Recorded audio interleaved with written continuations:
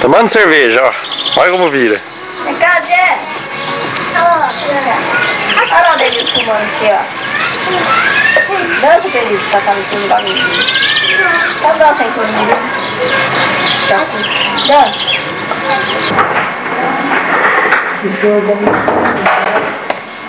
Devagarinho, né? Também uns 4 litros de soro. Isso tá longe ainda. Até o 15º litro de soro é normal. Que tamanho que era a pedra da vesícula? Assim, Arrancaram o resto da vesícula. tiraram a vesícula. E agora? Vai ficar sem? O doutor falou que estando inflamado é melhor tirar tudo.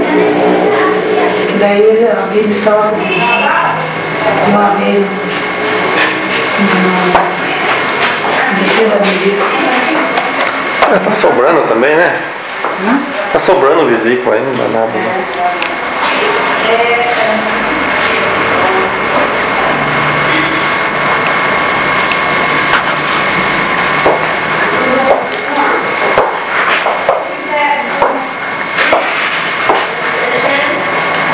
Pra que dia, seu filho? O doutor falou que era 2 dias, se tivesse tudo bom.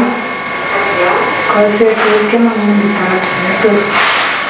Ah, você já andou hoje, né? Já andou, tá? Parece que eles liberam só. Tem que os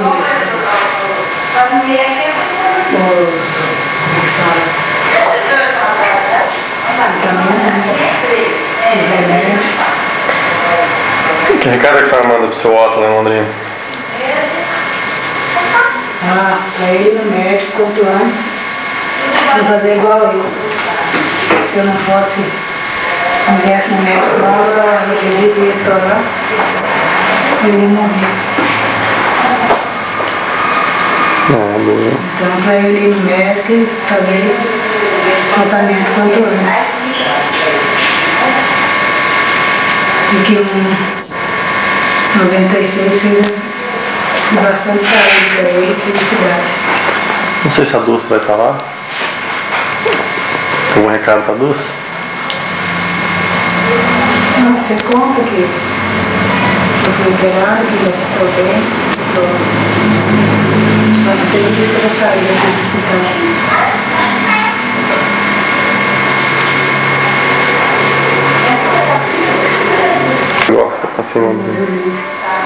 Você que era tipo água no pulmão, né? Teve, né? Não veio, não veio, né? Não veio, o pai morreu, não veio.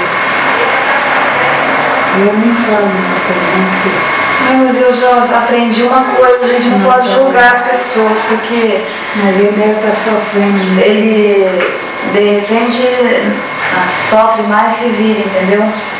Tirou aquele negócio aí? Ele ligou várias vezes, daí pra ele tá difícil porque Não está podendo viajar. pra ele dirigir sozinho, né?